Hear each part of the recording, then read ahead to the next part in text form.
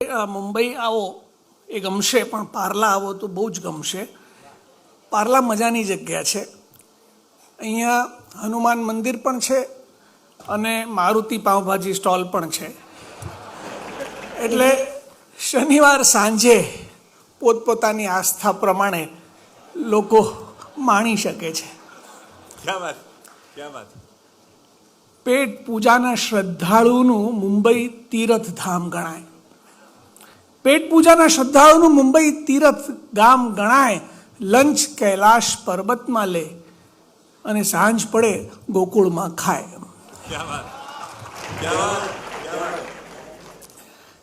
અહીંયા પાર્લા ઈસ્ટમાં એક T centre છે, વાઘ બકરી ટી સેન્ટર. મારા પત્નીને હું ઘણીવાર ત્યાં જઈએ છીએ.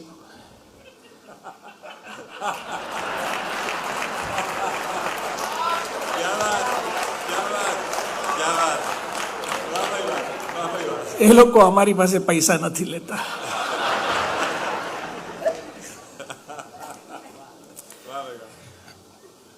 વિવાદ અને સંવાદ બંનેને અમે અમારા દાંપત્ય જીવનમાંથી ફગાવી દીધા છે. જગદીશ જોશીની પંક્તિઓ છે ને કે વાતે વાતે તને વાંકું પડ્યું ને મેં વાતોની કુંજગલી છોડી દીધી. એટલે એવું નથી કે એકબીજાને નડતા નથી, પણ હવે ઝઘડા પરવડતા નથી.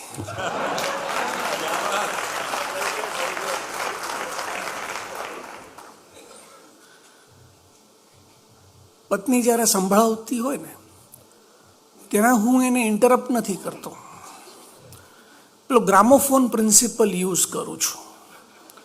તમને ખબર છે ને, જૂના જમાનામાં ગ્રામોફોન રેકોર્ડ વાગતી, એમાં એક પ્રિન્સિપલ હતો કે રેકોર્ડ વાગતી હોય ને તમે 100 વચ્ચેથી ઉપાડી લો તો ફરી શરૂઆતથી વાગે.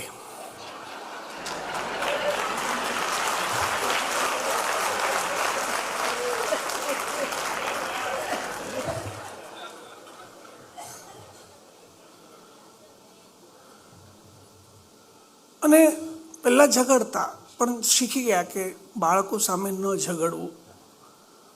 પતિ પત્નીના ઝઘડાઓની અસર ઊંડી થાય છે બાળકો પર. એમાં ક્યાં શક છે? મારી દીકરી તો હજી એમ જ સમજે છે કે એના ડેડીનું નામ શટઅપ છે.